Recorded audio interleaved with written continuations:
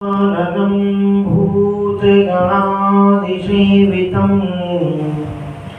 कपीतजम्बूफलचारुभक्षणम् उमासुतं शोकविनाशकारकं नमामि विघ्नेश्वरपादपङ्कजम्।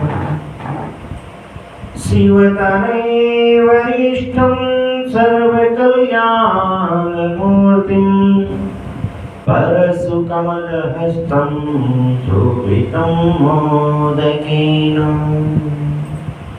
श्रीमन्नारायण नारायण नारायण भजमन नारायण नारायण नारायण लक्ष्मी नारायण नारायण नारायण राघव नारायण नारायण नारायण माधव नारायण नारायण नारायण श्रीमन्नारायण नारायण नारायण।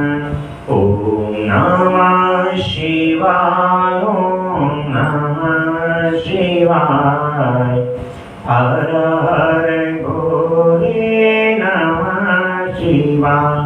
ओम नमः शिवाय ओम नमः शिवाय हर हर भोले नमः शिवाय। शिव गंगाधराय शिव गंगाधराय हर हर भोले नमः शिवाय। ओम नमः शिवाय ओम नमः शिवाय हर हर भोले नमः शिवाय। आज श्री स्कंद पुराण अंतर्गते वैष्णव खंड उपखंड उत्कल खंड पुरुषोत्तम क्षेत्र के विभिन्न तीर्थों और देवताओं का परिचय था। तीर्थ और भगवान की महिमा था। पाप परायण पुंडरीक और अम्बरीश का उस क्षेत्र में आना। श्री लक्ष्मी जी कहती हैं इस क्षेत्र का आकार शंख के समान है। उसके मस्तक पर पश्चिम की सीमा में सब कामनाओं को पूर्ण करने वाले भगवान शंकर विराजते हैं। शंख के आगे अर्थात पूर्व सीमा पर भगवान नीलकंठ है। इन दोनों के मध्य का प्रदेश एक कोष का है। भगवान नारायण का यह परम पावन क्षेत्र अत्यंत दुर्लभ है। यह मृत्यु होने से प्राणियों की मुक्ति हो जाती है। यहाँ का समुद्र स्नान मात्र से मोक्ष प्रदान करने वाला है। शंखाकार तीर्थ के दूसरे आवर्त में कपाल मोचन नामक लिंग स्थित है। जो मनुष्य कपाल मोचन का दर्शन पूजन और उन्हें प्रणाम करता है वह ब्रह्मत्या आदि पापों को त्याग देता है। धर्मराज शंख के तृतीय आवर्त के स्थान में मेरी आद्य शक्ति विमला देवी को स्थित जानो। वे भोग और मोक्ष प्रदान करने वाली हैं। जो भक्तिपूर्वक इनका दर्शन पूजन और इन्हें प्रणाम करता है वह संपूर्ण कामनाओं को प्राप्त कर लेता है और अंत में मोक्ष को पाता है। शंख की नाभ स्थान में कुंड पट और भगवान पुरुषोत्तम इन तीनों की स्थिति है। कपाल मोचन से लेकर अर्धांशनीतिक शंख का मध्य भाग जानना चाहिए। जो अर्धांशनी का दर्शन करके उन्हें प्रणाम करता है वह अक्षय भोगों का उपभोग करता है। तीनों लोकों में जो स्वयं स्वर्ग और मोक्ष प्रदान करने वाले तीर्थ हैं उन सबको यह पुरुषोत्तम क्षेत्र तीर्थराज कहा गया है। मुक्तिदायक जितने क्षेत्र हैं उन सब में यह सायुज्य प्रदान करने वाला माना गया है। यहाँ निवास करने वाले प्राणी जन्म मृत्यु और जरा शोक नहीं करते हैं। रोहिण नामक कुंड भगवान के करुणारूप जल से भरा हुआ है। वह स्पर्श करने मात्र से भवबंधन से मुक्ति देता है। प्रलय काल में जो जल बढ़ता है वह पीछे इसी कुंड में विलीन हो जाता है। अच्छा, धर्मराज यहाँ के निवासी मोक्ष के अधिकारी हैं, उन पर तुम्हारा शासन नहीं चल सकता। यह क्षेत्र पृथ्वी पर रहने वाले सभी प्राणियों को मोक्ष प्रदान करता है। कामाख्या और क्षेत्रपाल के मध्य में विमला की स्थिति है। भगवान पुरुषोत्तम के दक्षिण भाग में साक्षात ब्रह्म स्वरूप नरसिंह जी विराजमान है। ये प्रभा से उज्ज्वल है और हिरण्यकश्यप का वक्षस्थल विदीर्ण करके यहाँ स्थित हुए हैं। इनके दर्शन से सब पापों का नाश हो जाता है। इनके आगे प्राणों का त्याग करने वाला मनुष्य ब्रह्म सायुज्य को प्राप्त होता है। अभिमुक्त क्षेत्र अर्थात काशी में मरने वाले प्राणी के कानों में भगवान महेश्वर बोध के उपाय बुद्ध ब्रह्म ज्ञानक उपदेश करते हैं। बुद्ध से उसका अभ्यास करके जीव क्रमशः मोक्ष प्राप्त करता है। उपदेशक भगवान शिव की महिमा से वह ज्ञान विस्मृत नहीं होता, क्रमशः अभ्यास में आकर मोक्ष की प्राप्ति करा देता है। परंतु जो लोग इस पुरुषोत्तम क्षेत्र में प्राण त्याग करते हैं उनकी तत्काल मुक्ति हो जाती है। यहाँ समुद्र स्नान करने से भगवान पुरुषोत्तम अपने दर्शन से कल्पवृक्ष अपनी छाया में जाने से तथा यह संपूर्ण क्षेत्र अपने भीतर कहीं भी वृत्त होने से मोक्ष प्रदान करता है। जो मनुष्य भक्तिपूर्वक जिसमें विश्वास करता है वह उसी से यहाँ मुक्त हो जाता है। ऐसा तीर्थ दूसरा नहीं है। इस क्षेत्र में अंतर्वेदी की रक्षा के लिए 8 शक्तियां बताई गई हैं। वट वृक्ष की जड़ में मंगला, पश्चिम में विमला, शंख के पृष्ठभाग में सर्वमंगला, उत्तर दिशा में आधांशिनी तथा लंबा, दक्षिण में कालरात्रि, पूर्व में मरीचिका और कालरात्रि के पीछे चंद्ररूपा शक्ति स्थित है। इस प्रकार इन उग्र रूप वाली 8 शक्तियों से यह क्षेत्र सब ओर से सुरक्षित है। इन 8 शक्तियों के दर्शन तथा कीर्तन से सब पापों का नाश होता है। रुद्रावणी के 8 भेद देखकर भगवान शंकर भी अपने को 8 स्वरूपों में व्यक्त करके परमेश्वर श्री हरि की उपासना करते हैं।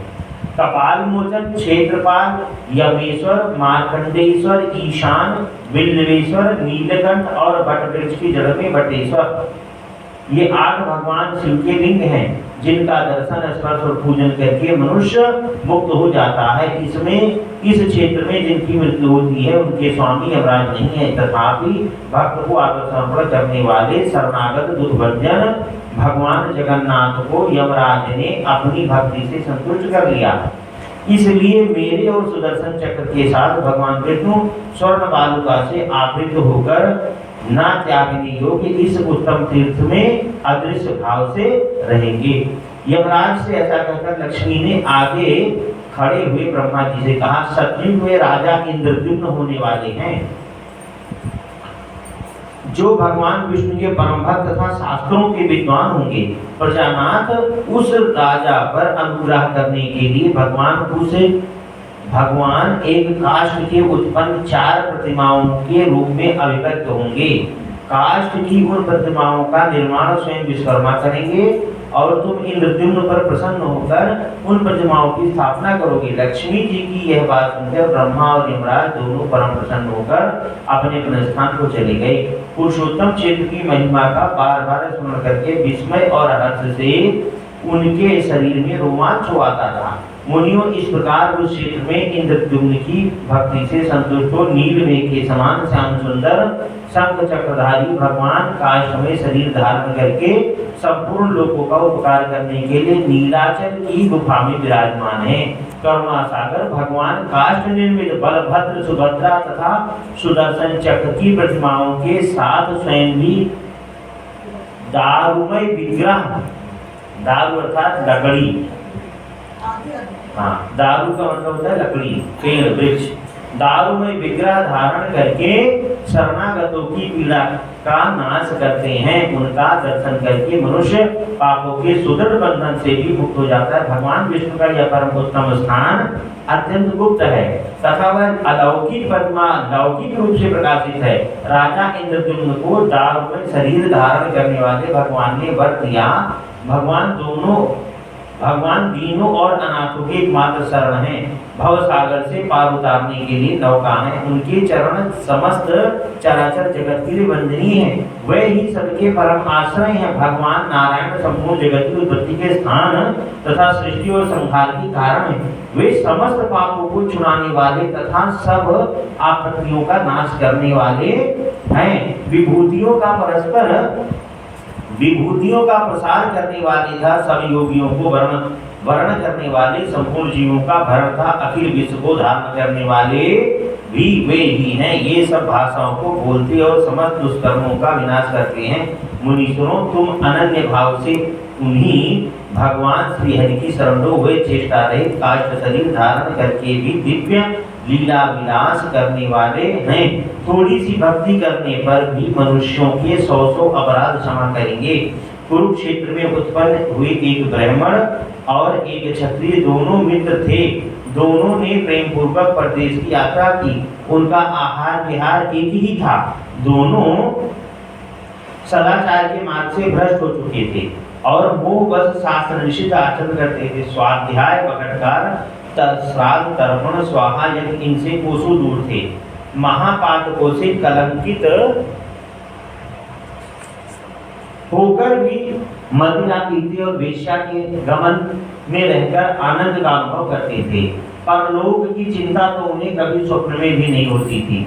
इस प्रकार मनमाना बर्ताव करते हुए उनकी आधी आयु बीती। एक दिन घूमते हुए वे दोनों यज्ञशाला में जा पहुंचे और दूसरे ही स्तोत्र तथा शास्त्र चर्चा सुनने लगे। दूर से ही स्तोत्र और शास्त्र चर्चा सुन। वहां होने वाली वैदिक क्रियाओं को देखकर उस समय उन अधार्मिकों के मन में भी धर्म के प्रति श्रद्धा हो गई। उनका नाम पुंडरीक और अम्बरीश था। वे अपनी उच्च जाति का स्मरण करके अपने दुराचारों की निंदा करते हुए दूसरे से कहने लगे, हम दोनों पाप के भयंकर समुद्र को कैसे पार करें? हमने जो जो पाप संचित किए हैं उनको शास्त्र भी नहीं जानता। उन घोर पापों का प्रायश्चित अत्यंत दुर्लभ है तथा इस यज्ञ सभा में जो ये ब्रह्मनिष्ठ बधारे हुए हैं उन्हें प्रणाम से उत्पन्न प्रसन्न करके हम अपने उद्धार का उपाय पूछें। ऐसा निश्चय करके उन दोनों ने ब्राह्मणों को प्रणाम किया और अपने अपने पापों को ठीक ठीक बतलाकर उनसे प्रायश्चित पूछा। उन दोनों की बातें सुनकर उन श्रेष्ठ ब्राह्मणों ने आंखें बंद कर ली। किसी ने कुछ भी नहीं कहा। उनके बीच में एक श्रेष्ठ वैष्णव थे जो उस यज्ञ सभा में प्रधान थे। भगवान की भक्ति के महात्म से उन्होंने समस्त पापों का नाश कर दिया था। वक्ताओं में श्रेष्ठ उन वैष्णव ब्राह्मण ने हंसकर कहा, बैठे हुए उन दोनों से कहा, हे ब्राह्मणों, हे ब्राह्मण और हे क्षत्रिय कुमार, यदि तुम दोनों अत्यंत भयंकर पापराज से छुटकारा पाना चाहते हो तो शीघ्र पुरुषोत्तम क्षेत्र में चले जाओ। वह सब क्षेत्रों से उत्तम है जहाँ राजर्षि इंद्रदुम्न की शक्ति से उन पर अनुग्रह करने वाले भगवान पुरुषोत्तम काष्ठमय शरीर धारण करके रहते हैं। शंख चक्र और गदा धारण करने वाले उन भगवान जगन्नाथ की आराधना करके तुम इच्छा अनुसार पाप क्षय और मोक्ष भी पा सकोगे।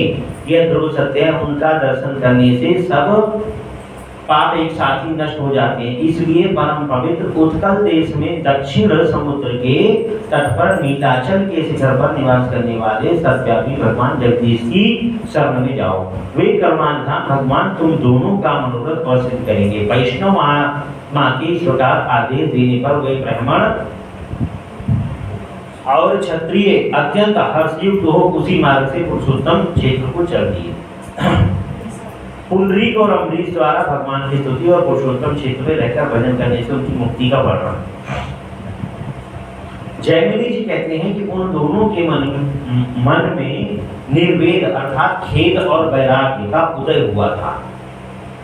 वे कुसंग छोड़कर मन ही मन भगवान विष्णु का पालन करते हुए कुछ समय में भगवान पुरुषोत्तम के नीलाचल निवास पर पहुंचे। वहां तीर्थराज के जल में विधि पूर्वक स्नान करके वे मंदिर के दरवाजे पर खड़े हो गए और साष्टांग प्रणाम करके भगवान का निरीक्षण करने लगे। परंतु उस समय उन्हें भगवत विग्रह का दर्शन नहीं हुआ। तब चिंता से व्याकुल होकर उन्होंने भगवान का दर्शन जब तक न हो जाए तब तक के लिए अनशन आरंभ किया और भगवान के पापनाशक नामों का कीर्तन करने लगे। तीसरी रात में उन्हें एक ज्योति का दर्शन हुआ। तत्पश्चात वे पुनः 3 दिनों तक धैर्यपूर्वक वास करते रहे। इस प्रकार जब 7वीं रात्रि आई तब उन्हें भगवत वत्सल स्वरूप का दर्शन हुआ।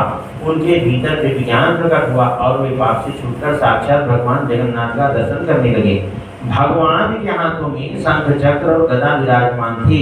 वे दिव्य वस्त्र आभूषणों से विभूषित थे। उन्होंने अपने चरण कमलों को रत्नमयी पादुका के ऊपर रखा था। खिले हुए कमल के समान विशाल नेत्र शोभा पा रहे थे। मुख पर प्रसन्नता छाई हुई थी। बाईं को और लक्ष्मी जी विराजमान थी। आगे खड़े होकर भगवत स्वरूप का ध्यान करने वाले प्रहलाद आदि वैष्णव को, जो कि भगवान का चित्त अपनी ओर आकृष्ट कर रहे थे, भगवान श्री हरि मानव अपने विग्रह के धारण कर रहे थे। वक्षस्थल पर शोभा पाने वाली कौस्तुभ मणि में प्रतिबिंबित हुए देवता आदि के द्वारा मानो भगवान अपनी विश्वमय मूर्ति का प्रकाश कर रहे थे। इस प्रकार भगवान की झांकी करके वे ब्राह्मण और क्षत्रिय क्षण भर में सब विद्याओं के पारंगत विद्वान हो गए। उन्होंने 3 बार देवेश्वर विष्णु की परिक्रमा करके दोनों हाथ जोड़कर उन्हें साष्टांग प्रणाम किया और अत्यंत प्रसन्न होकर स्तुति प्रारंभ की। कुंडलीक बोले, जगदाधार आपको नमस्कार है। आप सृष्टि पालन और संहार की कारण है। परमात्मा नारायण आप सबको शरण देने वाले हैं। आपको नमस्कार है। एकमात्र आप ही परमात्मा हैं। उत्पत्ति और नाश आदि विकार आपसे सर्वथा दूर हैं। ध्यान रूपी नेत्रों से देखने वाले महात्मा आपको नित्यानंद स्वरूप मानते हैं। आप चैतन्य मात्र संपूर्ण जगत के स्वामी, सबके अधिष्ठान था, पर से भी परे हैं। आपका स्वरूप अत्यंत निर्मल है। मूढ़ हृदय वाले मनुष्य आपको कैसे जान सकते हैं। नाथ, मैं अत्यंत दीन होकर आपकी शरण में आया हूँ, मुझ पर दया कीजिए। मैं अज्ञानी पापाचारी था, संसार समुद्र में डूबा हुआ हूँ, मेरा उद्धार कीजिए। ब्रह्मांड में आपके समान दूसरा कौन बंधु है जो अपने स्वार्थ की अपेक्षा न रखकर दीनों और अनाथों पर दया करता हो, जो मूढ़ योग और मोक्ष की इच्छा रखकर अनायासी मोक्ष प्रदान करने वाले आपकी उपासना करते हैं, वे आपकी माया से मोहित हैं। जगन्नाथ, अकस्मात लिया हुआ आपका नारायण नाम धर्म अर्थ काम मोक्ष चारों पुरुषार्थों की सिद्धि अकेले ही कर देता है। नाथ, संसार सागर में डूबे हुए लोगों के लिए एकमात्र आप ही शरण हैं। आप अनन्य भक्ति से चिंतन करने पर ज्ञान रूपी नौका पर आरूढ़ हो करुणा की पतवार हाथ में लेकर अचेतन प्राणी को संसार समुद्र के दूसरे पार पहुंचाने में अकेले ही समर्थ हैं। भगवान, मुझे अपने चरण कमलों के प्रति दृढ़ भक्ति प्रदान कीजिए, जिससे मैं इस अत्यंत दुस्तर भयंकर संसार समुद्र के पार हो जाऊं। धर्म अर्थ और काम इस त्रिवर्ग का सेवन केवल मंद बुद्ध पुरुष ही करते हैं। ये तीनों बहुत क्षुद्र हैं और अहितकर एवं अल्प सुख प्रदान करने वाले हैं, अतः इनसे मेरा कोई प्रयोजन नहीं है। मुझे तो आप अब अपने युगल चरणों की चिंतन से बढ़े हुए घनीभूत आनंद के समुद्र में अवगाहन करने की आज्ञा दीजिए। इस प्रकार स्तुति करके ब्राह्मण पुंडलीक अश्रुगदगद वाणी से त्राहि कृष्ण की पुकार लगाते हुए भगवान जगन्नाथ के चरण कमलों में गिर पड़े। तत्पश्चात क्षत्रिय कुमार अम्बरीश ने उठकर हाथ जोड़े हुए इस प्रकार स्तवन किया। अम्बरीश बोला, देव सर्वात्मक, मुझ पर प्रसन्न होइए। आपके मस्तक और भुजाएं असंख्य हैं, नासिका नेत्र और हाथ पैरों की भी कोई संख्या नहीं है। आपको नमस्कार है। विश्वमूर्ति, आप 36 तत्वों से परे हैं, प्रपंच से रहित होते हुए भी इसके विस्तार में सहायक हैं। जरायुज, अंडज, स्वेदज और उद्भिज 4 प्रकार के प्राणियों से भरे हुए जगत के आदि आश्रय आपको नमस्कार है। जिनके चरणों से प्रकट हुई गंगा तीनों लोगों को पवित्र करती है, जिनका नाम ब्रह्मत्याग पापों की निश्चित शुद्धि करने वाला है तथा कीर्तन करने पर सबको कल्याण प्रदान करता है, उन कल्याण स्वरूप आप परमात्मा को नमस्कार है। देव, केवल आपके नाम कीर्तन से भी सब प्रकार की सिद्धियां प्राप्त हो जाती हैं। बुद्धिशाली विद्वान पुरुष कौतूहल पूर्वक आपकी खोज करते हैं। नाथ, आपके चरण कमलों के जल अर्थात चरणोदक का आश्रय लेने पर वह संताप को हर लेता है। मैं तीनों तापों से पीड़ित हूँ, अपने इन युगल चरणों में मेरी भक्ति दृढ़ कीजिए। मेरा दूसरा कोई स्वामी नहीं था, मेरे मांगने योग्य दूसरी कोई वस्तु भी नहीं है। जगन्नाथ, मैं आपके चरणों में सहस्त्रों बार प्रणाम करके यह याचना करता हूँ कि जब तक मैं प्राण धारण करूँ हूँ, तब तक आपके इन युगल चरणों में ही मेरी दृढ़ भक्ति बनी रहे। आपकी ये चरण ही समस्त पुरुषार्थों के बीच हैं। इन चरणों की भक्ति करके ब्रह्मा जी ने सृष्टि की, रुद्रदेव सबका संहार करते हैं, लक्ष्मी जी को सबको ऐश्वर्य प्रदान करने की करती हैं। दीनों पर दया करने वाले प्रभु, मैं अनन्य चित्त होकर आपके उन्हीं चरणों की भक्ति करता हूँ। अनादि अविद्या के इस दुष्कर एवं सदृढ़ पंख में डूबकर मैं कोई आश्रय न मिलने के कारण नष्ट हो रहा हूँ। जगन्नाथ, इससे मेरा उद्धार करने के लिए आपकी महामहिमामयी भक्ति के सिवाय दूसरा कोई आश्रय नहीं है। आपकी भक्ति को छोड़कर कोई भी साधन प्राणियों का उद्धार करने में समर्थ नहीं है। स्वामी, आपके अतिरिक्त दूसरा कोई मुझे शरण देने वाला नहीं है। प्रभु, मुझ शरणागत पर कृपा कीजिए।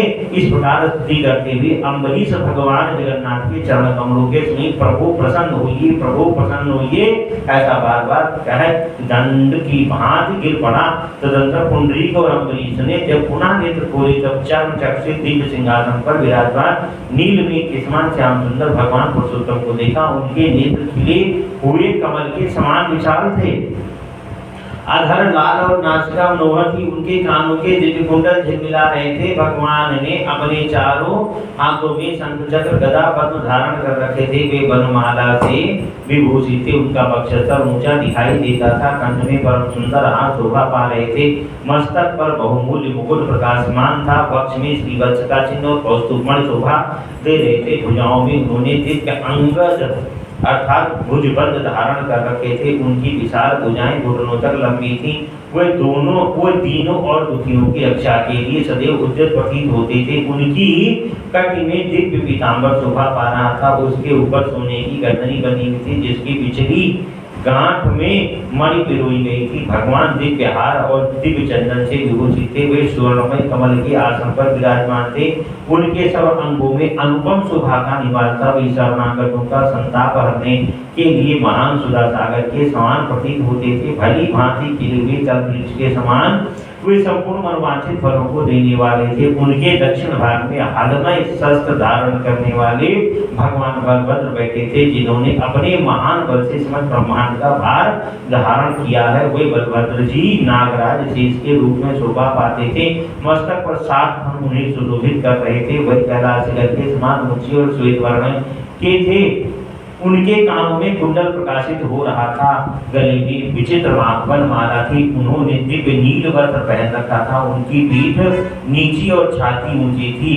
वे संपूर्ण शरीर को कुंडलित करके बैठे थे। उनके चारों हाथों में शंख चक्र गदा और पद्म शोभायमान थे। उनके अनेक प्रकार के अलंकार धारण करने से वे और भी सुंदर प्रतीत होते थे।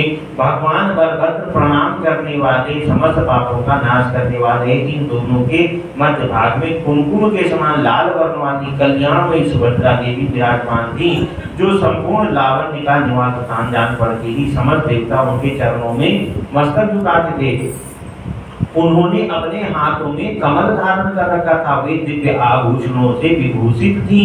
सुभद्रा भी शरणागतों के लिए कल्पवृक्ष हैं। समस्त पापों का नाश करने वाली तथा संसार समुद्र में डूबे हुए मनुष्यों को पार उतारने वाली और देवताओं को भी तारने वाली भगवान पुरुषोत्तम के वाम भाग में उत्तम चक्र प्रकाशित हो रहा था। श्रेष्ठ काष्ठ से निर्मित था। स्वर्ण के संयोग से परम उज्ज्वल 4 स्वरूप में स्थित भगवान पुरुषोत्तम का प्रातः काल का दर्शन करके उन ब्राह्मण और क्षत्रिय कुमार ने अपने परिश्रम को सार्थक माना और पूर्वोक्त स्वप्न लीला का स्मरण करके वे बड़े विस्मय को प्राप्त सोचने लगे, ये काष्ठ की प्रतिमा नहीं, यहाँ तो साक्षात ब्रह्म प्रकाशमान है। उस समय उन्होंने सब यज्ञ सभा में आए हुए ब्राह्मणों की बात पर पूर्ण विश्वास किया और आपस में कहा, कहाँ हम दोनों महापात की क्रमशः यज्ञ यातना भोगने के अधिकारी और कहाँ देवताओं से श्री भगवान विष्णु का दर्शन। हम तो निर्मूल थे, इस समय 18 विद्याओं में प्रवृत्त हो गए हैं, इसलिए यह ब्रह्म नहीं है, वास्तविक ज्ञान है। यथार्थवादी ब्राह्मणों ने जो कहा था कि तीर्थराज समुद्र के तट पर साक्षात ब्रह्म विराजमान है और वटवृक्ष की जड़ में यह सदा प्रकाशमान होती हैं, उनके दर्शन से सब प्राणी मुक्त हो जाते हैं। उन सब बातों का आज प्रत्यक्ष अनुभव हुआ। ये वही भगवान जगन्नाथ है जो 4 भुजाओं के 4 स्वरूपों में स्थित हैं। पृथ्वी पर जब ये अवतार लेते हैं तब 4 रूपों में प्रकाशित होते हैं। अब हम दोनों जब तक प्राण धारण करेंगे इन्हीं के समीप होंगे। क्षुद्र कामनाओं से मुंह मोड़कर अन्यत्र जाने का नाम भी न लेंगे। ऐसा निश्चय करके वे दोनों विष्णु के भजन में तत्पर हो गए। सदा नारायण का नाम जपते हुए उन्होंने मोक्ष प्राप्त कर लिया। यह पापनाशक सिद्ध अत्यंत गोपनीय इस तीर्थ के प्रसंग में मैंने इसका वर्णन किया। जो मनुष्य पुंडरीक और अम्बरीश के चरित्र को सुनते हैं और कहते हैं वे परम आनंद के साथ भगवान विष्णु के परम धाम को जाते हैं। उत्कल देश के भव्य रूप का परिचय। राजा इंद्रद्युम्न का एक तीर्थ यात्री से पुरुषोत्तम क्षेत्र की महिमा सुनकर पुरोहित के भाई को वहां भेजना और पहुंचा। नीलाचल के समीप सबर से वार्तालाप। मुनियों ने पूछा, दृष्टि जहाँ काष्ठ प्रतिमा के रूप में साक्षात भगवान नारायण विराजमान है वह पुरुषोत्तम क्षेत्र किस देश में है? जैमिनी ने उत्तर दिया, उत्कल अर्थात उड़ीसा नाम से प्रसिद्ध वह एक परम पावन देश है जहाँ अनेक तीर्थ है और बहुत से पवित्र देव मंदिर हैं। वह प्रदेश दक्षिण समुद्र के तट पर बसा हुआ है। उसमें रहने वाले पुरुषोत्तम पुरुष सदाचार के आदर्श हैं। वहाँ के ब्राह्मण उत्तम आचार और स्वाध्याय से संपन्न हो सदा यज्ञ कर्म में संलग्न रहते हैं। सृष्टि के आदि में यज्ञ और वेदाध्ययन की प्रवृत्ति वहीं से होती है। अतः वहाँ के निवासी ब्राह्मण वेद शास्त्रों के प्रवर्तक हैं। उस देश को 18 विद्याओं की निधि बताया गया है। वहाँ भगवान नारायण की आज्ञा से घर घर लक्ष्मी का वास है। उस देश के निवासी मनुष्य लज्जाशील, विनयी, चिंता तथा रोग से रहित, पिता माता के सेवक, सत्यवादी तथा विष्णु भक्त होते हैं। वहाँ कोई भी ऐसा पुरुष नहीं होगा जो विष्णु का भक्त एवं आस्तिक न हो। उस देश के सब लोग परोपकारी होते हैं। लोभी, दुष्ट और सत मनुष्यों का वहाँ सर्वथा अभाव है। उस प्रदेश के लोग दीर्घजीवी होते हैं। स्त्रियां पतिव्रता, सुशीला, धर्मपरायण, लज्जा और सदाचार से विभूषित, रूपवती, सब प्रकार के आभूषणों से लक्षित था, कुलशील और वय के अनुसार आचार विचार का पालन करने वाली होती है। वहाँ के क्षत्रिय भी अपने कर्तव्य का पालन करते हैं। वे सबके सब प्रजा की रक्षा में व्रत दीक्षित होते हैं। दान देने में उदार और सब शास्त्रों के ज्ञान में निपुण होते हैं। सदा अधिक दक्षिणा वाले यज्ञों का अनुष्ठान करते हैं। उनकी यज्ञ वेदियां सदा प्रज्वलित रहती हैं तथा स्वर्णभूषित यूप शोभा पाते हैं। उनके घर पर पधारे हुए अतिथियों को उनकी कामना से अधिक वस्तुएं देकर संतुष्ट किया करते हैं। उत्कल के वैश्य भी कृषि, वाणिज्य और गोरक्षा की वृत्ति में स्थित होते हैं। वे अपनी भक्ति और धन से देवता, गुरु, ब्राह्मणों की तृप्ति करते हैं। वहाँ एक के घर पर पधारे हुए याचक को दूसरे के घर पर जाने की आवश्यकता नहीं रह जाती है। उस देश के शूद्र संगीत, काव्य, कला और शिल्प में कुशल तथा प्रिय वचन बोलने वाले होते हैं। धार्मिक एवं स्नान दान आदि कर्मों में तत्पर होते हैं। वे अपने मन, वाणी, क्रिया तथा धन के द्वारा द्विजों की सेवा में लगे रहते हैं। वहाँ वर्ण संकर जाति के लोग भी अपने अपने धर्म में स्थित होते हैं। ऋतु में विपरीत भाव नहीं धारण करती, मेघ असमय वर्षा नहीं करते, खेतियां को हान में पहुंचती, हवा का भी कष्ट नहीं होता है तथा प्रजा को भूख की पीड़ा नहीं सहन करनी पड़ती, अकाल और महामारी का प्रकोप नहीं होता, राज्य का नाश नहीं होता, पृथ्वी पर होने वाली कोई भी वस्तु वहाँ अलभ्य नहीं है। यही वह सब देशों में श्रेष्ठ उत्कल है। दक्षिण समुद्र में मिलने वाली ऋषकुल्या नदी तक पहुंचकर स्वर्ण रेखा और महान नदी के बीच में जो देश प्रतिष्ठित है वही उत्कल है। इस पवित्र प्रांत में बहुत से उत्तम क्षेत्र हैं। सतयुग में इंद्रद्युम्न नाम से प्रसिद्ध एक श्रेष्ठ राजा हो गए। उनका जन्म सूर्यवंश में हुआ था। वे ब्रह्मा जी की 5वीं पीढ़ी के नीचे थे। राजा इंद्रद्युम्न सत्यवादी, सदाचारी, शुद्ध तथा सात्विक पुरुषों में अग्रगण्य थे। प्रजा को अपनी संतान समझकर सदा न्यायपूर्वक उसका पालन करते थे। वे आध्यात्मिक ज्ञान में कुशल, सूर, समर विजयी तथा उद्यमशील ब्राह्मण पूजक थे तथा पितृभक्त थे। 18 विद्याओं में दूसरे बृहस्पति के समान प्रवीण थे। ऐश्वर्य में देवराज तथा कोष संग्रह में कुबेर की क्षमता करते थे। रूपवान, सौभाग्यशाली, शीलवान, दानी, भोगी, प्रिय वक्ता, समस्त यज्ञों का यजन करने वाले और सत्यवती भी थे। उनमें भगवान विष्णु की भक्ति, सत्य भाषण का गुण तथा उन्होंने क्रोध और इंद्रियों पर विजय प्राप्त कर ली थी। वे श्रेष्ठ राजसु एक साथ हजारों अश्वमेध यज्ञ का अनुष्ठान कर चुके थे। संसार बंधन से मुक्त होने की इच्छा रखकर सदा धर्माचरण में ही लगे रहते थे। इस प्रकार वे सर्वगुण संपन्न राजा इंद्रद्युम्न समूची पृथ्वी का पालन करते हुए मालव देश में विख्यात और समस्त रत्नों से संपन्न द्वितीय अमरावती के समान शोभित होते अवंती नाम वाली नगरी में निवास करते थे। वहां रहते हुए राजा ने भगवान विष्णु में मन वाणी और क्रिया द्वारा परम अद्भुत एवं उत्तम भक्ति बढ़ाई। एक दिन भगवान लक्ष्मीपति की पूजा के समय देव पूजा करने बैठे हुए राजा ने अपने पुरोहित से आदर पूर्वक कहा, आप उस उत्तम क्षेत्र का पता लगाइए जहां हम इसी नेत्र से साक्षात भगवान जगन्नाथ का दर्शन करें। वैष्णव राजा के ऐसा कहने पर पुरोहित जी तीर्थ यात्रियों के एक झुंड को देखकर उनसे प्रेम पूर्वक कहा, तीर्थों में विचरने वाले तथा तीर्थों का ज्ञान रखने वाले धर्मात्मा पुरुषों हमारे महाराज जो आज्ञा देते हैं उसे तुम लोगों ने सुना है क्या? तुममें से किसी को उत्तम तीर्थ का पता है क्या? उनका अभिप्राय समझकर उन यात्रियों में से एक व्यक्ति जो बहुत तीर्थ में घूम चुका था और अच्छा वक्ता था, राजा के पास आकर हाथ जोड़कर बोला, राजन, मैंने बचपन से ही अनेक तीर्थों में भ्रमण किया है। भारतवर्ष में कोढ़ नाम से प्रसिद्ध एक देश है। उस देश में दक्षिण समुद्र के तट पर श्री पुरुषोत्तम क्षेत्र है जहाँ नीलाचल नामक एक पर्वत है। वह सब ओर से वनों द्वारा घिरा हुआ है। उसके बीच में कल्प वृक्ष है। उसके पश्चिम भाग में रोहिणी कुंड है। वह भगवान की करुणारूप जल से भरा हुआ है जो स्पर्श करने मात्र से मोक्ष देने वाला है। उसके पूर्वी तट पर इंद्रनील वन की बनी हुई भगवान वासुदेव की प्रतिमा है जो साक्षात मोक्ष प्रदान करने वाली है। उस कुंड में स्नान करके जो भगवान पुरुषोत्तम का दर्शन करता है वह मुक्त हो जाता है।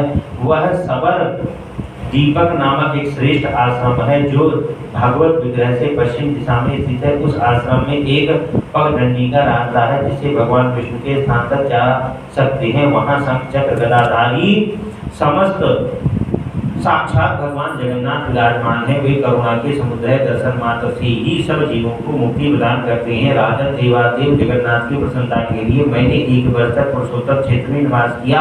मैं महामूर्ख था परंतु उनकी कृपा से इस विषय में 18 विद्याओं में प्रवीण हो गया हूँ। मेरी बुद्धि भी निर्मल हो गई है जिससे भगवान विष्णु के सिवाय और कुछ मैं नहीं देखता हूँ। तुम सदैव दृढ़तापूर्वक उत्तम व्रत का पालन करने वाले विष्णु भक्त हो, इसलिए तुम्हारे पास आया हूँ।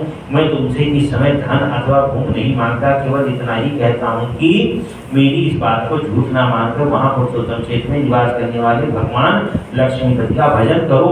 जो कहकर वह जटाधारी यात्री सबके देखते देखते शीघ्र अंतर्ध्यान हो गया। इससे राजा को बड़ा विस्मय हुआ। वे व्याकुल होकर पुरोहित से बोले, यह अलौकिक वृतांत अलौकिक रूप से ही सुना गया है। अब मेरी बुद्धि जहाँ भगवान गदाधर विराजमान है वहां जाने के लिए उतावली हो रही है। श्रेष्ठ, मेरे धर्म अर्थ और काम एक दूसरे के अनुकूल रहकर सदा आपके अधीन रहे हैं। आपके प्रसाद से मैं त्रिवर्ग का शासन तो कर लिया। यदि आप इस भगवत दर्शन के कार्य में मेरे साथ चलेंगे तो मैं आपके सहयोग से चारों पुरुषार्थों को प्राप्त कर लूंगा। पुरोहित बोले, राजन, मैं ऐसा प्रयत्न करूंगा कि हम लोग सहायकों सहित पुरुषोत्तम क्षेत्र में चलकर बस जाएं। जन्म की सफलता इससे बढ़कर और क्या हो सकती है कि साक्षात भगवान लक्ष्मीपति का दर्शन किया जाए। इसमें मेरा छोटा भाई विद्यापति सब देशों में घूमने वाले दूतों के साथ वहां जाएगा और जगन्नाथ जी का दर्शन करके उस पर्वत पर सैनिकों के ठहरने योग्य स्थान का पता लगाएगा और शीघ्र सब समाचार ले आएगा। इससे हम लोगों का कल्याण होगा। पुरोहित की बात सुनकर राजा इंद्रद्युम्न ने कहा, ब्राह्मण बहुत अच्छा है। अब मैं भगवान विष्णु के समीप उसी क्षेत्र में चलकर बसूंगा। ऐसा कहकर राजा ने प्रसन्नतापूर्वक अंतापुर में प्रवेश किया और पुरोहित ने उन सब यात्रियों को यथायोग्य सम्मान देकर अपने अपने आश्रम को भेजा। फिर अपने भाई को ब्राह्मण से स्वस्ति वाचन कराकर शुभ मुहूर्त में भेजा। विद्यापति समस्त विश्वसनीय पुरुषों के साथ उस शोभित रथ पर आरूढ़ वहां से प्रस्थित हुआ। उसने रथ में बैठे बैठे विचार किया कि अहो, मेरा जन्म सफल हो गया। मेरी रात्रि मंगल में प्रभात का दर्शन करने वाली होगी, क्योंकि मैं भगवान के उस मुखारविंद का दर्शन करूंगा जो समस्त पापों को दूर करने वाला है। श्रवण मनन आदि साधनों से निरंतर प्रयत्न करने वाले साधक जिन्हें अपने हृदय कमल के मध्य में विराजमान देखते हैं उन्हीं भगवान चक्रपाणि को आज मैं नीलाचल के शिखर पर साक्षात शरीर धारण किए देखूंगा, जो शरीर बंधन का नाश करने वाले हैं। श्रुति स्मृति इतिहास और पुराण के वचनों द्वारा जिनके स्वरूप का भलीभांति निरूपण करना असंभव है, उन्हीं भगवान लक्ष्मी देवी के अदृष्ट पूर्व स्वरूप का दर्शन करके आज मैं भवसागर से पार हो जाऊंगा, जिनके नाम संकीर्तन मात्र से उनका स्मरण करने वाले मनुष्यों के विविध पापों का संहार हो जाता है। उन्हीं अप्रमेय भगवान जगन्नाथ के नीलगिरी निवासी स्वरूप का आज मैं प्रत्यक्ष दर्शन करूंगा, जिनके रोम रोम में असंख्य ब्रह्मांडों की मालाएं हैं, जिनके सहस्त्रों मस्तक चरण और नेत्र हैं, जिनकी निश्वास वायु से संपूर्ण वेदों की राशि प्रकट हुई है, तथा जो सब प्रपंचों के स्वामी हैं, उन पुराण पुरुष भगवान विष्णु की मैं शरण लेता हूँ। आहा, मेरा कैसा भाग्य है कि इन्हीं चर्म चक्षुओं से मैं जगत के आदि कारण भगवान नारायण का दर्शन करूंगा। इसी विचार में पड़े हुए प्रसन्नचित्त ब्राह्मण को रथ के वेग से लांघे हुए विशाल मार्ग का कुछ भी पता न चला। मार्ग में मिले हुए अनेकों वन पर्वत तथा दुर्गम स्थानों को देखते हुए वे सूर्यास्त के समय महानदी के तट पर जा पहुंचे। उन्होंने रथ से उतरकर विधिपूर्वक नितरण किया और सायं संध्या करके भगवान मधुसूदन का ध्यान करके तत्पश्चात रथ पर ही बैठे बैठे रात बिताई। सवेरा होने पर शीघ्र ही महानदी को पार किया, फिर प्रातःकालिक कृत्य समाप्त करके रथ पर आरूढ़ हो गोविंद का चिंतन करते हुए ही आगे को प्रस्थान किया। भगवान के निकट जाने वाले मार्ग को देखते हुए वे एकाम्र वन में पहुंचे। उसके बाद कल्प वट से विभूषित गगनचुंबी नीलाचल का शिखर देखा, जो दर्शकों के पापों का नाश करने वाला है। साक्षात शरीरधारी भगवान विष्णु के उस अद्भुत निवास स्थान को खोजते हुए विद्यापति नीलाचल की उपत्या अर्थात तराई में जा पहुंचे। अब वे भगवान के दर्शन के लिए अत्यंत उत्कंठित हो गए, किंतु आगे बढ़ने का मार्ग नहीं मिला। तब भूमि पर कुशा बिछाकर मौन भाव से लेट गए और भगवत दर्शन की सिद्धि के लिए भगवान के ही शरणागत हो गए। तब पर्वत से पश्चिम भगवत भक्त के विषय में बातचीत करने वाले लोगों की अलौकिक वाणी सुनाई देने लगी। तब वे प्रसन्न होकर उसी शब्द का अनुसरण करते हुए आगे बढ़े। कुछ ही दूर विख्यात सबर दीपक नामक आश्रम मिला।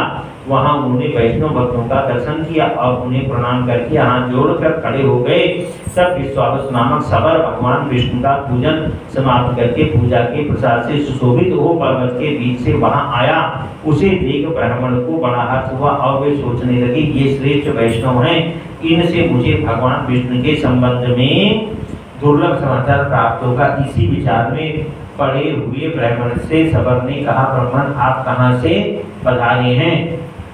यह वन का मार्ग तो बड़ा दुस्तर है, आप भूख से बहुत थक गए होंगे, यहाँ सुखपूर्वक बैठिए और दीर्घ काल तक विश्राम कीजिए। ऐसा कहते हुए विश्वावसु ने ब्राह्मण के लिए पात्र आसन और अर्घ प्रदान किया तथा विनयुक्त वाणी से पूछा, विप्रवर आप फलाहार लेंगे या तैयार की हुई रसोई जैसी आपकी रुचि हो वैसा ही भोजन मैं प्रस्तुत करूंगा। भगवान आज मेरा अहोभाग्य है, ये जीवन सफल हो गया, क्योंकि आप साक्षात दूसरे विष्णु की भाग मेरे घर पर पधारे हैं। इस प्रकार पूछने पर श्री ब्राह्मण विद्यापति ने कहा, वैष्णव श्रेष्ठ फल अथवा तैयार की हुई रसोई से मेरा कोई प्रयोजन नहीं है। मैं बहुत दूर से जिस उद्देश्य को लेकर यहाँ आया हूँ उसे सफल करें। मैं अवंतीपुरी के निवासी महाराजा इंद्रदुम्न का पुरोहित हूँ और भगवान विष्णु के दर्शन की इच्छा से यहाँ आया हूँ। राजा ने मुझे यहाँ निवास करने वाले नील माधव श्री हरि का दर्शन करने के लिए भेजा है। दर्शन करके मैं जब तक राजा के पास इसका समाचार न पहुँचाऊंगा तब तक राजा निराहार रहेंगे, इसलिए आप मुझे भगवान विष्णु का दर्शन कराइए।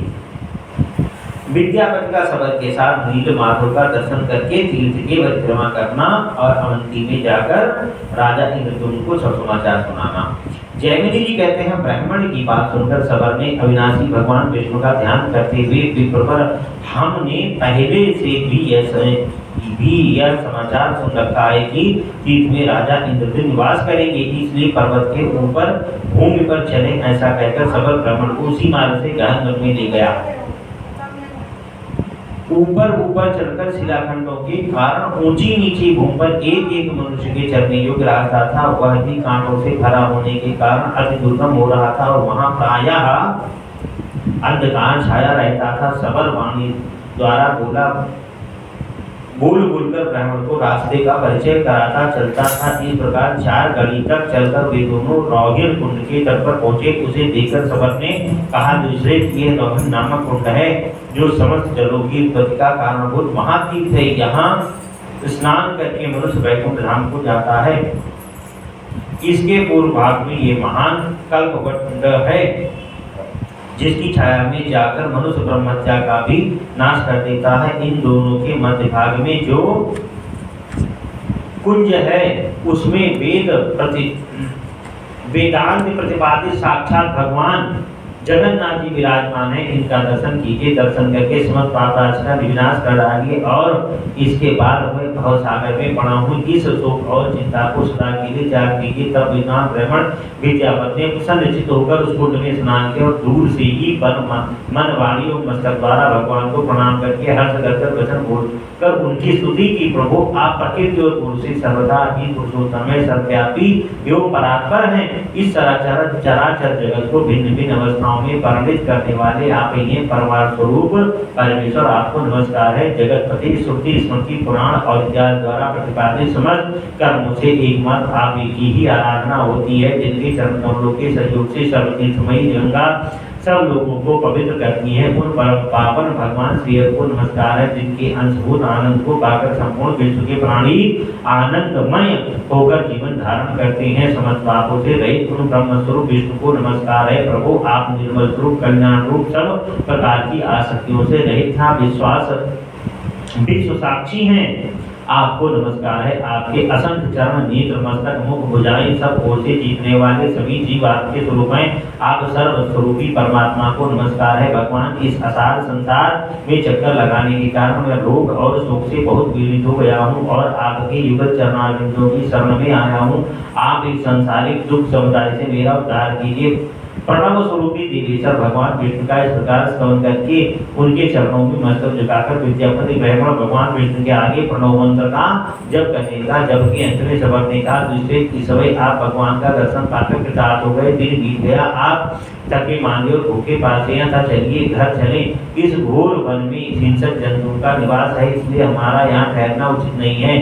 जब तक सूर्य की किरणों का प्रकाश है तब तक ही हम लोग अपने घर पहुँच जाएं। ऐसा कहकर ब्राह्मण के साथ सबर शीघ्रता पूर्वक आश्रम को लौटा। ब्राह्मण भी आनंद सागर भगवान जगन्नाथ के ध्यान में डूबे हुए थे, अतः उन्हें भूख प्यास और थकावट से प्राप्त होने वाले दुख का भान नहीं हुआ। भगवत चिंतन में संलग्न होने से शरीर में उनकी आस्था नहीं रही थी। वे शरीर स्थिति से ऊपर उठ चुके थे, इसलिए कंटक राशि से व्याप्त शिलाखंडों के ऊंचे नीचे दुर्गम मार्ग में चलते हुए भी कष्ट का अनुभव नहीं करते थे। वे घर आने पर सबर ने ब्राह्मण अतिथियों का नाना प्रकार के पवित्र पदार्थ लेकर भलीभांति उनका पूजन किया। तदनंतर सबर के दिए हुए राजोचित उपचारों से पूर्णतः तृप्त होकर ब्राह्मण को बड़ा विस्मय हुआ। उन्होंने चकित होकर, साधु तुमने मेरे सत्कार के लिए जो अलौकिक वस्तुएं समर्पित की हैं उनका दर्शन राजाओं ने भी नहीं किया है। तुम्हारे घर में ऐसी दिव्य वस्तुओं का संग्रह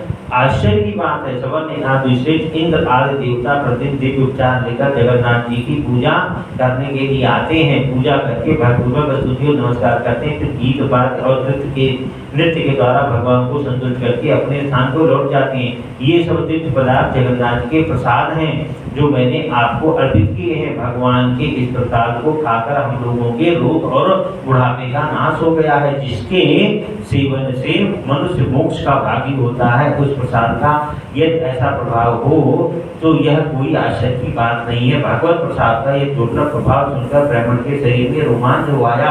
आनंद के आंसुओं से उनकी आंखें बंद हो गई और उन्होंने अपने को कृतार्थ मानते हुए कहा, अहो यह सबरपुर में उत्पन्न मनुष्य प्रतिदिन अविनाशी परमात्मा का दर्शन करता है और उनके प्रसाद स्वरूप दिव्य भोग को भोग करता है। इस पृथ्वी पर चराचर जगत में इसके समान भाग्यवान दूसरा कोई नहीं है।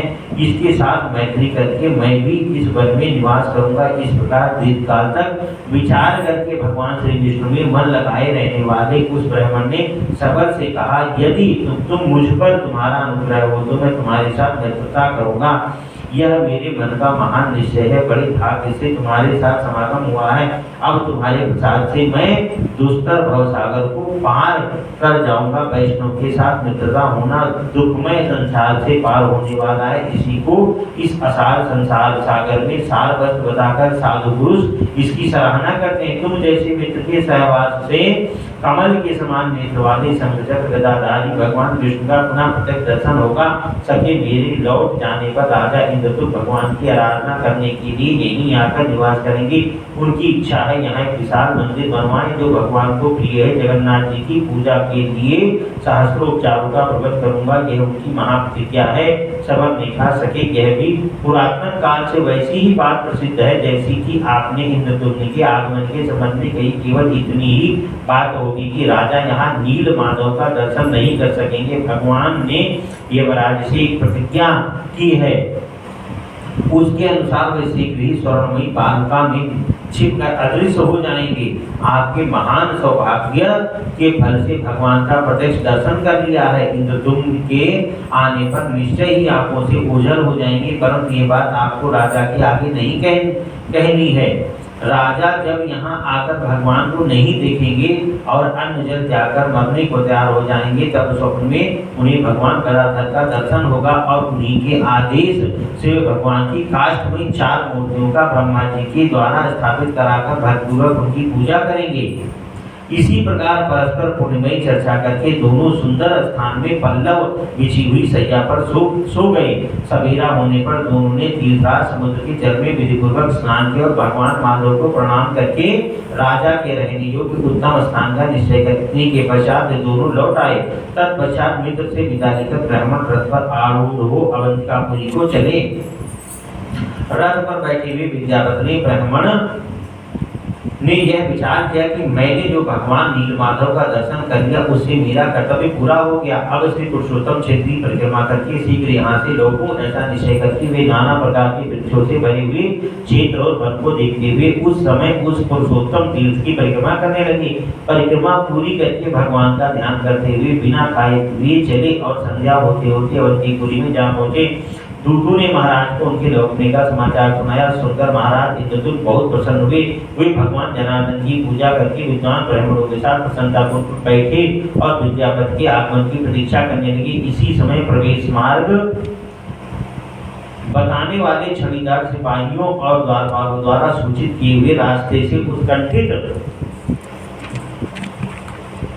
पूर्ववासियों के साथ विद्यापति ब्राह्मण ने भगवान नीलमाधव की प्रसाद स्वरूप सुंदर माला हाथ में लेकर राजा के आगे दरबार में प्रवेश किया। उन्हें देखकर राजा सिंहासन से उठकर खड़े हो गए और हे जगदीश प्रसन्न होइए ऐसा कहते हुए उनके समीप गए। तत्पश्चात बोले आज मेरा जीवन जन्म और कर्म दोनों ही दृष्टियों से सफल हो जाएंगे, क्योंकि इस समय मैं यहाँ प्रसाद माला के रूप में साक्षात माधव का दर्शन कर रहा हूँ। संसार के समस्त पापों का विनाश करने वाली भगवान विष्णु के मस्तक पर चढ़ी हुई इस दिव्य माला को मैं प्रणाम करता हूँ, जिनके चरण कमलों की धूलि को अपने मस्तक पर लगाकर ब्रह्मा आदि देवताओं ने महान ऐश्वर्य प्राप्त किया है।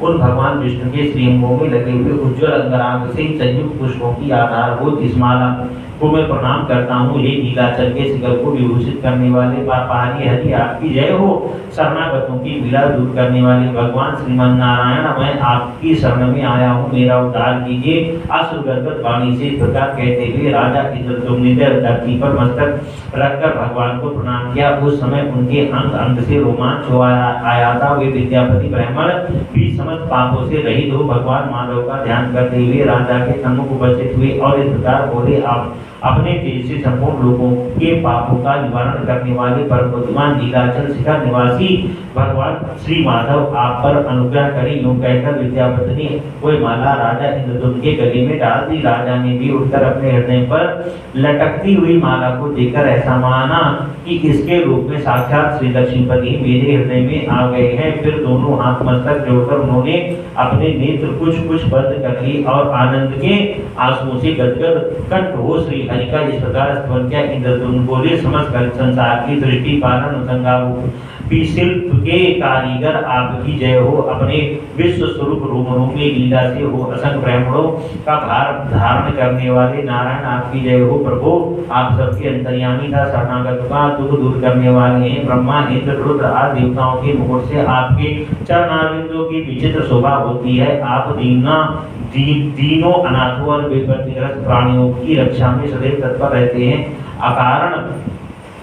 अकारण करुणा वरुणालय परात्पर आपकी जय हो। जगन्नाथ भक्तवत्सल मैं अनादिकाल से भ्रम में भटकने वाला दीन मनुष्य एकमात्र आपकी शरण में आया हूँ। आपने रक्षा की। इस प्रकार स्त्री करके राजा अपने आसन पर बैठे। उस समय गृहस्थ ब्रह्मचारी वानप्रस्थ और सन्यासी सब उन्हें घेरे हुए थे। 18 विद्याओं में कुशल यज्ञकर्ता ब्राह्मणों के साथ राजा ने बहुत आदरपूर्वक विद्यापति का पूजन किया और अपने सामने चौकी पर बिठाकर आदि से ही कुशल समाचार पूछा। पुरुषोत्तम क्षेत्र के महात्मा नीलमणि विग्रहधारी भगवान विष्णु की महिमा तथा स्वरूप के विषय में भी प्रश्न किया। तब विद्यापति ने अपने अनुभव में आए हुए सबर द्वीप में प्रवेश से लेकर समुद्र में स्नान करने तक पुरुषोत्तम क्षेत्र में संबंधित समस्त वृत्तांत को विस्तार पूर्वक कह सुनाया। नीलाचल पर चढ़ना, नील माधव का दर्शन करना, रोहित कुंड में स्नान करना, कल्पवट की महिमा, नरसिंह आदि स्वरूप को प्रतिष्ठा, 8 शिव और 8 शक्तियों की स्थिति रथ से घूमकर देखी हुई पुरुषोत्तम क्षेत्र की लंबाई चौड़ाई सबका क्रमशः यथावत वर्णन किया। वह अद्भुत वृत्तांत सुनकर प्रसन्नचित्त हुए राजा इंद्रद्युम्न ने कहा, भगवान नीलेंद्रमणिमय विग्रह वाली भगवान विष्णु के स्वरूप का यथार्थ वर्णन कीजिए। विद्यापति बोले, राजन मैं भगवान जगन्नाथ की उस दिव्य मूर्ति का वर्णन करता हूँ जिसे इस चर्म चक्षु देखकर मनुष्य मोक्ष का भाजन बन जाता है। भगवान की वह मूर्ति बहुत प्राचीन तथा नीलमणि नामक प्रस्तर की बनी है। ब्रह्मा, रुद्र और इंद्र देवता प्रतिदिन जाकर उसकी पूजा करते हैं। वह दिव्य माला देवताओं ने ही पूजा में चढ़ाई थी। राजन, यह ना तो कभी मलिन होती है और ना इसकी कभी सुगंध नहीं जाती है। भगवान के दिव्य उपहार में आए हुए प्रसाद के भक्षण करने से मेरे समस्त पाप क्षीण हो गए हैं और मैं देवताओं के सदृश अलौकिक तेज से संपन्न हो गया हूँ। क्या आप इस बात को नहीं देख रहे हैं महाराज? वहाँ भोग और मोक्ष दोनों ही एक साथ स्थित है। बुढ़ापा, रोग और शोक आदि दुखों का वहाँ अत्यंत अभाव है। उस तीर्थ में विकसित नीलकमल के सदृश विशाल नेत्र वाले साक्षात भगवान जगन्नाथ प्रसन्न वदन से विराजमान है, जो शरणागतों को अमृत मोक्ष प्रदान करते हैं। भगवान जगन्नाथ के नीलमणिमय विग्रह का वर्णन, इंद्रद्युम्न के पास नारद जी का आगमन और भक्ति एवं भक्त के स्वरूप का विवेचन। बड़ा